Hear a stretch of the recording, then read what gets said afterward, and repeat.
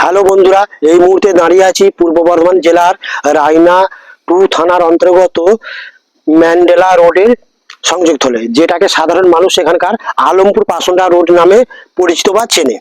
এই রোডটার দেখুন একটা পিজি রোড। এই যে ম্যান্ডেলা সরণি রোডটার কথা আমি বললাম, এটা হচ্ছে একটা পিজি রোড। এই পিজি রোডটার অবস্থা দেখুন কি অবস্থা, একটু জল হলেই জল দাঁড়িয়ে যায়। দেখুন এই রোডটার অবস্থা দেখুন আপনারা, যে কি অবস্থা দেখুন, খানাখন্দে ভরা।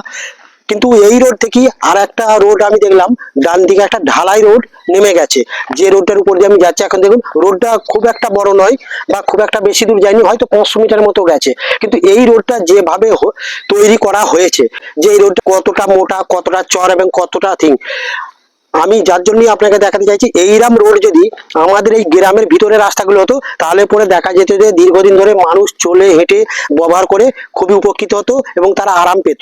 এই রোডটা দেখুন, এই পাশে জমি দেখুন, 1.5 থেকে প্রায় 2 ফুটের মতো গার্ডওয়াল দেওয়া আছে। দেখুন আপনারা, 1.5 থেকে 2 ফুটের মতো গার্ডওয়াল দেওয়া আছে দুধারে। আবার আমি বিপরীত দিকে দেখাচ্ছি আপনারা, দেখুন বিপরীতে সে একই অবস্থা। দেখুন ওই 1.5 থেকে 2 ফুটের মতো গার্ডওয়াল দেওয়া আছে এবং রোডটা যেভাবে মজবুতিকরণ করে করা হয়েছে, অথচ এই রোডটার উপর দিয়ে এমন কিছু গাড়ি ঘোড়া কিছুই যায় না। সাধারণ মানুষ কৃষি খেতে যাওয়ার জন্য মাঠে যে ব্যবহার করা হয়েছে।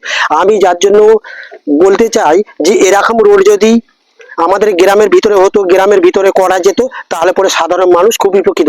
গ্রামের ভিতরে রোডগুলো আপনারা দেখবেন, একটা থেকে দুটো বর্ষা গেলে দেখবেন মাঝখান থেকে রোডটা দুদিকে দুটো ফাঁক হয়ে যাচ্ছে, ধসে পড়ছে। কিন্তু এই রোডটা যা হয়েছে, এই রোডটার উপর দিয়ে যদি কোনো ভারী যানবাহনও যায়, তাতে করে রোডটা নষ্ট হবে বলে তো আমার মনে হচ্ছে না।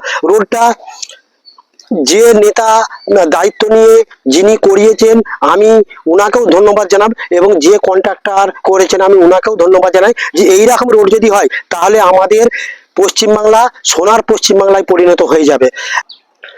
আমি এই নিয়ে জানাতে চাই, পশ্চিমবাংলার যত কন্ট্রাক্টর, ইঞ্জিনিয়ার এবং নেতা নেত্রী, এরকম রাস্তাঘাট তৈরি হলে সাধারণ মানুষের যাতায়াতের খুবই সুবিধা হবে এবং আমাদের পশ্চিমবাংলাও ডেভেলপ হবে।